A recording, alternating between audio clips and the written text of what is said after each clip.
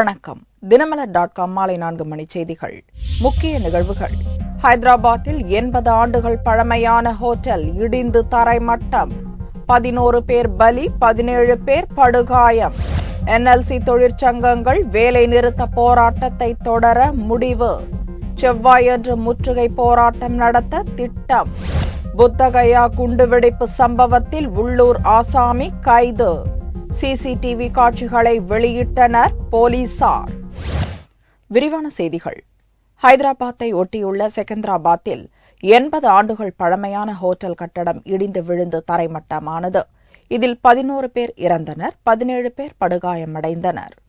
ஆந்திர மாநிலம் Hyderabad பெருமாநகராட்சிக்குட்பட்ட செகந்திராபாத்தில் Iranian city light என்ற பெயரில் ஹோட்டல் செயல்பட்டு வந்தது. 3 மாடிகளை கொண்ட 80 ஆண்டு பழமை வாய்ந்த இந்த ஹோட்டல் திங்களன்று காலை 6:30 மணிக்கு திடீரென இடிந்து விழுந்து தரைமட்டமானது. தகவல் அறிந்ததும் போலீசார், தீயணைப்பு துறையினர், பேரழிவு மீட்பு படையினர் உள்ளிட்ட பல்வேறு துறையினர் விரைந்து சென்று மீட்பு பணியில் ஈடுபட்டனர். கட்டட இடிபாடுகளில் சிக்கி சின்னாபின்னமாகி கிடந்த 11 பேரின் சடலங்கள் மீட்கப்பட்டன.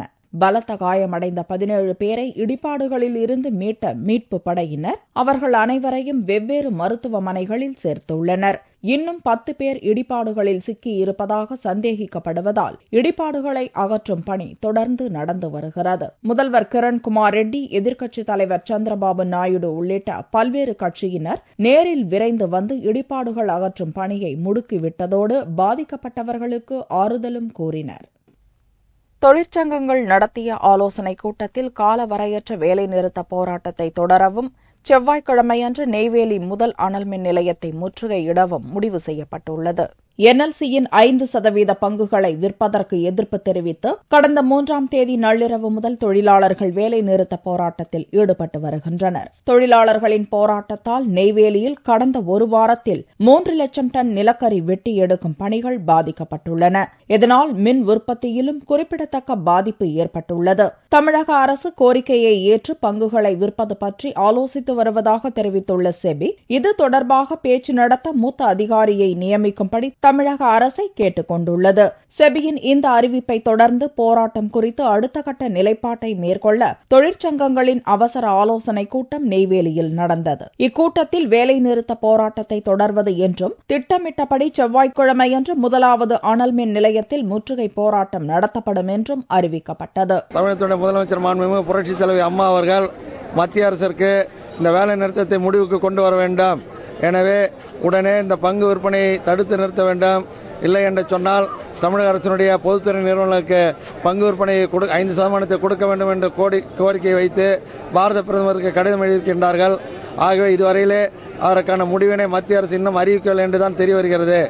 ஆகவே அது வரையிலே எங்களுடைய போராட்ட வேலை நிறுத்தம் என்பதும் தொடர்ந்து நடைபெறும் என்பதை இந்த நேரத்தில் தெரிவித்துக் கொள்கின்றோம். இந்நிலையில் கடந்த வாரம் வேலை நிறுத்தத்திற்கு இடைக்கால தடை விதித்து சென்னை உயர்நீதிமன்றம் பிறப்பித்த உத்தரவை ரத்து செய்ய கோரி தொழிற்சங்கங்கள் சார்பில் மனு தாக்கல் செய்யப்பட்டது.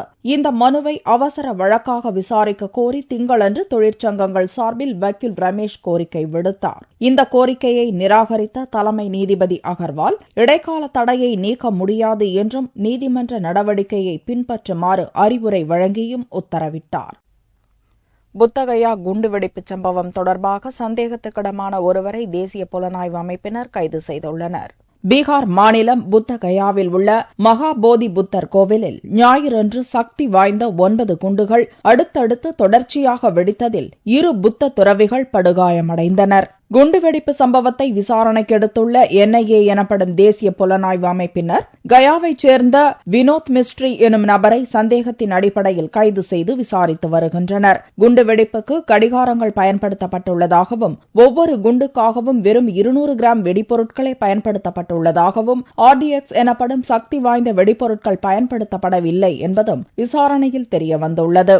வெடிக்காத நிலையில் கைப்பற்றப்பட்ட 3 குண்டுகளில் பிக் புத்தா பஸ் என்ற பெயர் பெயர்கள் உருதுமொழியில் குறிக்கப்பட்டுள்ளதாகவும் கூறப்படுகிறது. இதனிடையே கோவிலின் உட்புறத்தில் பொருத்தப்பட்டிருந்த 15 சிசிடிவி கேமராக்களில் குண்டு வெடிப்புக்கு முந்தைய 2 நாட்களில் பதிவாகியிருந்த காட்சிகளை பீகார் போலீசார் வெளியிட்டுள்ளனர். சிசிடிவி காட்சிகளில் சந்தேகத்துக்கிடமான ஆசாமிகளின் நடமாட்டம் உள்ளதா என்று போலீசார் ஆராய்ந்து வருகின்றனர். அடுத்தடுத்து குண்டுகள் வெடித்ததும் மக்கள் ஓடி வருவது போலவும் சிசிடிவிகளில் காட்சிகள் பதிவாகியிருக்கின்றன.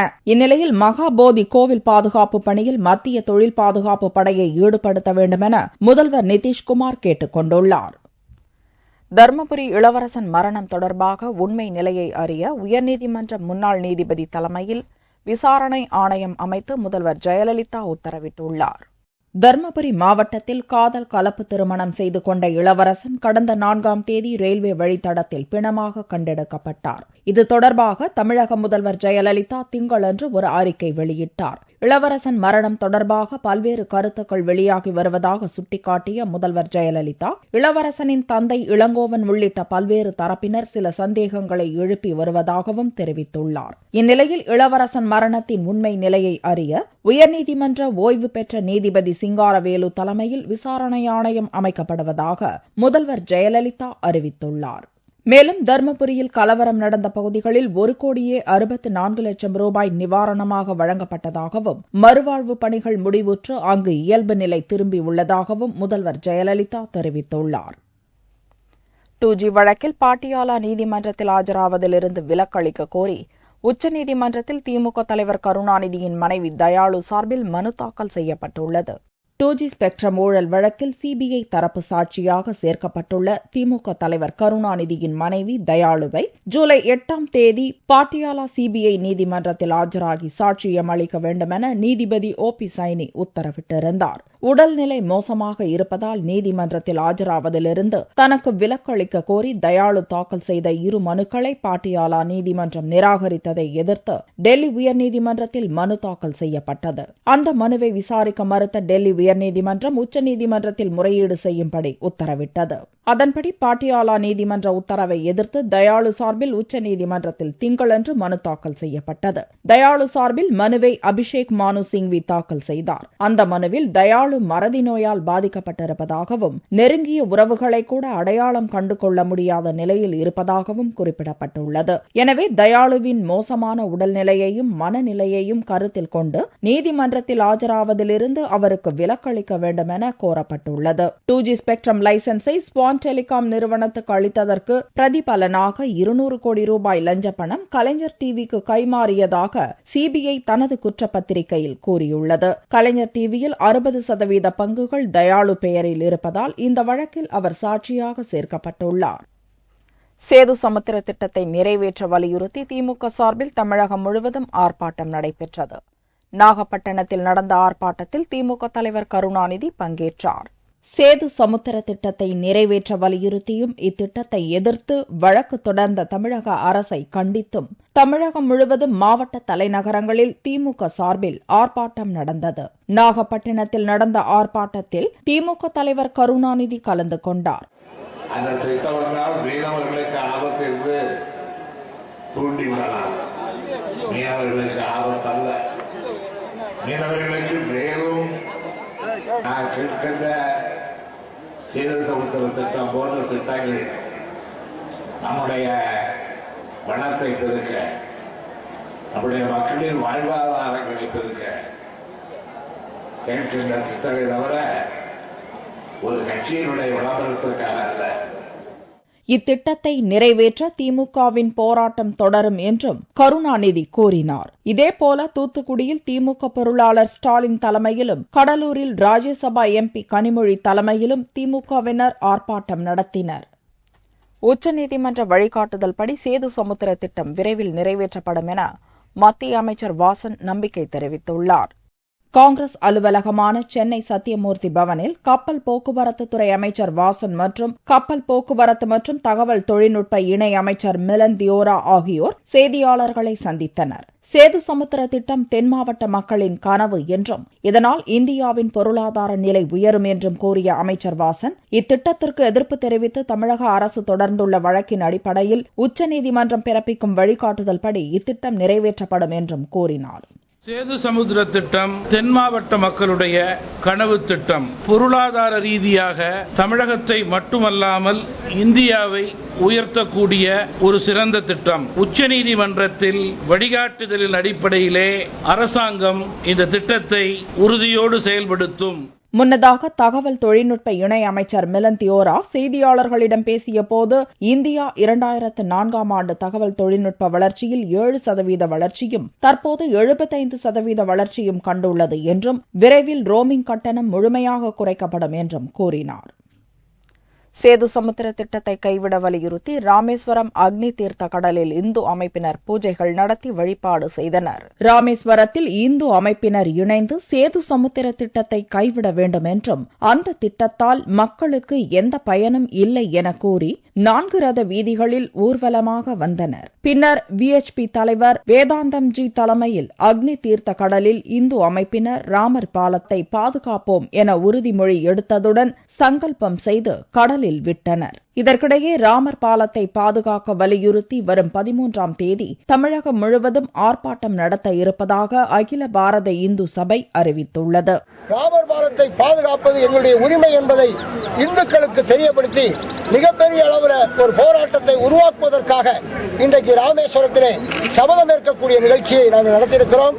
வரக்கூடிய 13ஆம் தேதி தொடங்கி இந்து மகா சபா, விஸ்வ இந்து பரிஷத் மற்றும் அத்தனை இந்து இயக்கங்களும் சேர்ந்து இந்துக்களை ஒருங்கிணைத்து மிகப்பெரிய ஒரு போராட்டத்திலே, ராமர் பாலம் பாதுகாக்கக்கூடிய ஒரு போராட்டத்திலே நாங்கள் ஈடுபடுவோம் என்பதை இந்த சேது சமுத்திர திட்ட எதிர்ப்பு ஊர்வலத்தில் இந்து அமைப்புகளைச் சேர்ந்த 100கணக்கானோர் கலந்து கொண்டனர். தமிழகம் மற்றும் புதுவையில் அடுத்த 24 மணி நேரத்தில் சில இடங்களில் மழை பெய்ய வாய்ப்புள்ளதாக சென்னை வானிலை மையம் தெரிவித்துள்ளது. சென்னை மற்றும் அதைச் சுற்றியுள்ள பகுதிகளில் சில தினங்களாக இரவு நேரங்களில் மட்டும் மழை பெய்து வருகிறது. இதனால் கடந்த 3 மாதங்களாக வெப்பத்தில் தவித்து வந்த மக்கள் தற்போது இதமான சீதோஷ்ண நிலையால் மகிழ்ச்சி அடைந்துள்ளனர். திங்களன்று செய்தியாளர்களை சந்தித்த சென்னை வானிலை ஆய்வு மையத்தின் இயக்குநர் ரமணன், அரபிக்கடலோரத்தில் ஏற்பட்டுள்ள மேலடுக்கு சுழற்சியினால் சென்னை மேகமூட்டத்துடன் காணப்படுவதாகவும் தமிழகம் மற்றும் புதுவையில் அடுத்த 24 மணி நேரத்தில் சில இடங்களில் மழையை எதிர்பார்க்கலாம் என்றும் தெரிவித்தார். தமிழகத்தை பொறுத்தவரை வட தமிழகத்தில் ஒரு சில இடங்களிலும், தென் தமிழகத்தில் ஒரு இடங்களிலும் மழை பெய்துள்ளது. இதுவரை கிடைத்த தகவலின் அடிப்படையில் மிக அதிகமான மழை 4 சென்டிமீட்டர் திருவாரூரில் பதிவாகியுள்ளது. அடுத்த 24 மணி நேரத்தை பொறுத்தவரை தமிழகம் மற்றும் புதுச்சேரியில் இரு இடங்களில் வெப்பசலனத்தின் காரணமாக மழை, இடியுடன் கூடிய மழை எதிர்பார்க்கலாம். கடந்த 24 மணி நேரத்தில் தமிழகத்தில் அதிகப்படியாக திருவாரூர், நாகப்பட்டினம், செங்கல்பட்டு ஆகிய பகுதிகளில் 4 சென்டிமீட்டர் மழையும், வால்பாறை, சென்னை, நுங்கம்பாக்கம் ஆகிய பகுதிகளில் 3 சென்டிமீட்டர் மழையும் பதிவாகியுள்ளது. அமெரிக்க டாலருக்கு எதிரான இந்திய ரூபாயின் மதிப்பு இதுவரை இல்லாத அளவுக்கு 61 ரூபாய் 19 காசுகளாக சரிந்துள்ளது. வெளிநாட்டு முதலீடுகள் குறைவு மற்றும் அந்நிய செலாவணி மாற்று சந்தையில் அமெரிக்க டாலருக்கு நிலவும் கடும் கிராக்கி போன்ற காரணங்களால் இந்திய ரூபாயின் மதிப்பு இதுவரை இல்லாத அளவுக்கு சரிந்துள்ளது. இதற்கு முன் ஜூன் 26ஆம் தேதி டாலருக்கு எதிரான இந்திய ரூபாயின் மதிப்பு 60 ரூபாய் 70 காசுகளாக வீழ்ச்சி கண்டதே பெரும் சரிவாக கருதப்பட்டது. கடந்த வெள்ளியன்று இந்திய ரூபாயின் மதிப்பு 60 ரூபாய் 25 காசுகளாக முடிவடைந்த நிலையில் திங்களன்று ஒரே நாளில் டாலருக்கு எதிரான மதிப்பு மேலும் 97 காசுகள் குறைந்து 61 ரூபாய் 19 காசுகளாக வீழ்ச்சி கண்டது. வெள்ளியன்று இந்திய ரூபாய் வீழ்ச்சி கண்ட நிலையில் வெளிநாட்டு சந்தைகளில் கச்சா எண்ணெய் மதிப்பு $100 அதிகரித்துள்ளது. இதனால் பெட்ரோல் மற்றும் டீசல் விலையை உயர்த்த வேண்டிய நிர்பந்தத்துக்கு எண்ணெய் நிறுவனங்கள் தள்ளப்பட்டுள்ளன. தங்கத்தின் விலை திங்கட்கிழமையன்று சவரனுக்கு 64 ரூபாய் குறைந்திருந்தது. ஒரு சவரன் தங்கம் 19,600 ரூபாய்க்கு விற்பனையானது. 1 கிராம் ஆபரண தங்கம் 2,450 ரூபாயாக இருந்தது. வெள்ளி கிராமுக்கு 10 காசுகள் குறைந்து 1 கிராம் 42 ரூபாய் 70 காசுகளுக்கு விற்கப்பட்டது. பார்வெள்ளியின் விலை 39,945 ரூபாயாக இருந்தது. தேனி மாவட்டம் சுருளி அருவியில் தண்ணீர் ஆர்ப்பரித்து கொட்டுவதால் சுற்றுலா பயணிகள் மகிழ்ச்சியுடன் நீராடி வருகின்றனர். தென் மாவட்டங்களில் குற்றாலம் அருவிக்கு அடுத்தபடியாக தேனியில் உள்ள சுருளி அருவிக்கு சுற்றுலா பயணிகள் ஆர்வமுடன் வந்து செல்கின்றனர். முக்கிய சுற்றுலா தலமாக விளங்கும் சுருளி அருவி கடந்த சில மாதங்களாக தண்ணீர் இல்லாமல் வறண்டு போயிருந்தது. தற்போது பருவமழை தீவிரமடைந்துள்ளதால் அருவியில் நீர்வரத்து அதிகரித்துள்ளது. மலைகளால் சூழப்பட்டு இயற்கை எழில் கொஞ்சும் விதத்தில் அமைந்துள்ள இந்த அருவியில் தண்ணீர் ஆர்ப்பரித்து விழுவதால் சுற்றுலா பயணிகள் குதூகலமாக குளித்து வருகின்றனர். திருச்சியிலிருந்து சுற்றுலா தலத்துக்கு இங்க தேனிக்கு வந்திருக்கோம். தேனியிலிருந்து ஒரு 40 கிலோமீட்டர் சுற்றுலா சுருளிமலை இருக்கு. நல்லா இருக்கு. வந்து குளிச்சதுக்கு அப்புறம் ரொம்ப ஆனந்தமா இருக்கு. ரொம்ப பீஸ்ஃபுல்லா இருக்கு. இந்த தண்ணியை குடிச்சா ரொம்ப இதமாவும் இருக்கு. நல்ல உடம்புக்கு ஆரோக்கியமா இருக்கு. மூலிகை தண்ணி இது வந்து எல்லா பேருமே இங்க வந்து குளிச்சாங்கன்னா உடம்பு ஆரோக்கியமா இருக்கு. ஹெல்த் நல்லா இருக்கு. அடர்ந்த மலையில் உற்பத்தியாகி பல மூலிகை செடிகளுடன் கலந்து விழும் இந்த தண்ணீரில் குளிப்பதால் பலவித நோய்கள் குணமாவதாக அப்பகுதி மக்கள் கூறுகின்றனர். மீண்டும் செய்திகள் இந்திய நேரப்படி இரவு 8 மணிக்கு. வணக்கம்.